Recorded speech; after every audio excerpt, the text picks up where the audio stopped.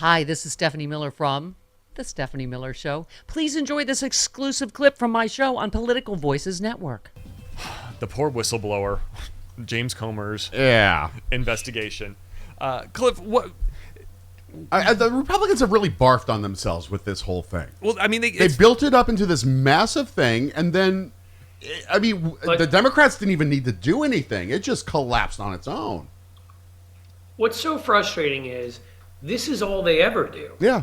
Right? Like, did anybody listening right now, did you two guys sit there when they said, we've got a whistleblower at the IRS from the beginning and not say, A, this is BS. I don't believe it for a second. This is Comer and Jim Jordan who are saying this. These two basically neo-fascist liars. Mm-hmm. Are they, is there any truth to it? No. Are they going to produce somebody and then it's like, oh, we don't know where this person is? Because everybody just loses track of a human who's a whistleblower, right? Yeah. I mean, they could be up in the clouds. They could be down in Atlantis. Who knows? Who knows where they are? Again and again, they do this stuff. And the most frustrating thing about it is the media bites and it becomes a narrative and it gets covered. I mean, again, Solyndra, Benghazi, Fast and Furious. I can go through the buzzwords and like Hillary's emails, but Hunter Biden's laptop. Like they all just have their like phrases for things that send the right immediately into frothing anger or perhaps give them their only erections. And like that's the only. Was I allowed to say that in this Yes, show? you are. So, Oh, yes. Yep. And that's this is what we live with, is them coming up with constant scandals that all end up being absolutely nothing or end up being something that was a horrible mistake and was a scandal that we could have looked into, like the failure to protect the embassy in Benghazi, but they didn't want to look into that. No. What their interest was making it about Hillary Clinton and Barack Obama, not saying if there were security failures here and we lost an ambassador, shouldn't we do everything possible because we're patriots and not just scumbags like those two, right, to make the system better? But they have no interest in that. And that's because Jim Jordan, allegedly, according to 6 wrestlers now and a referee, knew that boys were being raped in a shower and did absolutely nothing about it. And the Supreme Court's letting that case go forward. And Jim Comer, according to an ex-girlfriend from college, physically and emotionally abused her and took her to get an abortion.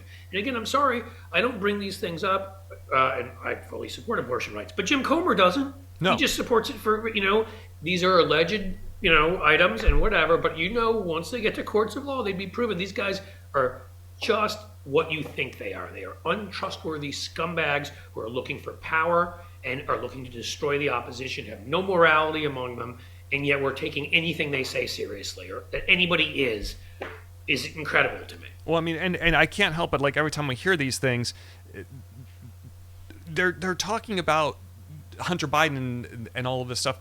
What was Jared Kushner doing when he was in office?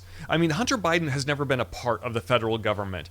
That was a key part in office, as opposed to Hunter Biden, who was a private citizen. Private citizen, and I mean, well, let's really quick. Let's play clip number 14. This is Matt Gaetz yesterday.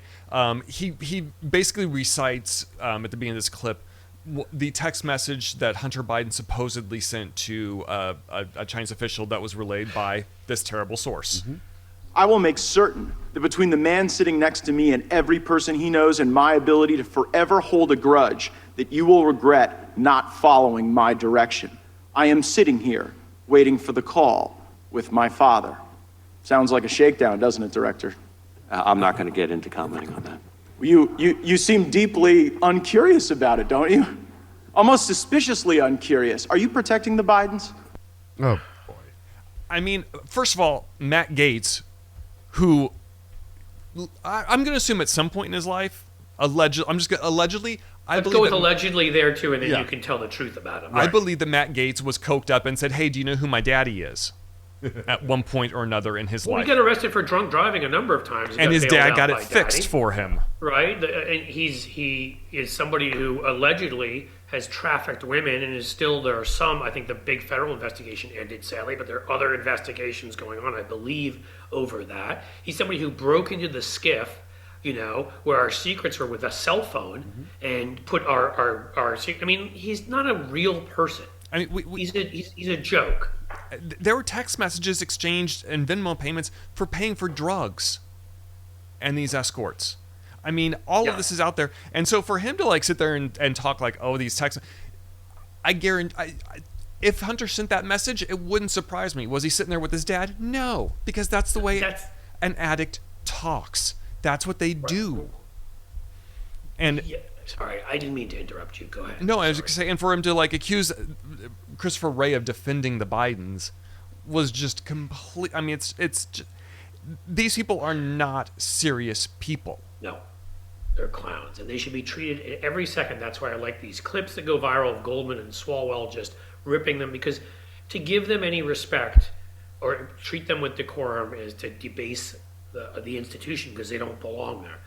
You know, Matt Gaetz is somebody who is, as you said, he's real interested in what Hunter Biden was doing. Joe Biden wasn't there. Gee, I can't think of any other kids or brothers or anybody of famous people, like, let's say, you know, of political figures, like, let's say, Neil Bush or the entire Trump family that you know, benefited from their famous name. Hell, George W. Bush. And, you know, like, as you said with Kirschner, where's, you know, looking at the $2 billion, you're going to look at this whole little arrangement with the LIV and Saudi Arabia. And no, of course you're not going to, because you don't really care. You're just trying to go do what you did with Benghazi to Hillary. You're just trying to rough up Joe Biden, because you guys can't win an honest election. You need to suppress votes. You need gerrymandering. You need an electoral college that's ridiculous. Even with all of those advantages, you can't win votes. Yeah. Because you've got like 20% support. If we, you know, I mean, like, it's just, he's ridiculous. That he is still there is ridiculous. Chris is holding up his finger. We just have a little bit of breaking news about the cocaine probe at the White House. Secret Service has concluded the White House cocaine probe, and they have determined that they can't determine who the bag of cocaine belongs to, but their main theory is that it was left behind by a visitor to the White House who, because the baggie of cocaine was found near the area where visitors put their cell phones when they enter the White House area. Oh my God! Just like with the disappearing spy, who's the whistleblower. I'm just so shocked at that story they pushed and pushed. Yep. So the mainstream media covered it like the idiots they are. Was another nothing burger. Yeah. Yeah. Because it's always that. Yep. And I got to tell you, folks, we've reached a point of no return when Don Jr. is on Twitter pushing cocaine stories about other people's sons. Yes. Old 8-ball McGee there himself is sitting there, you know. Well, that's because Don Jr. Don Jr.'s on coke. Yes. Don Jr.'s on coke. It's just, it's incredible to me. It's incredible that we have to waste time on this stuff. Yep. And again, if the media would do their damn job. You know, there's a headline the other day, Michael. Are we running out of time? No, we got plenty of time. Tons of time. There's a headline the other day Michael Beschloss sent out, the historian, where he's like, it was said, Allies have determined that Hitler just talking and not really dangerous, or what, you know, something of that nature, on the cover of the New York Times like 90 years ago. And it's like, you folks in the press can never, you can't change, can you?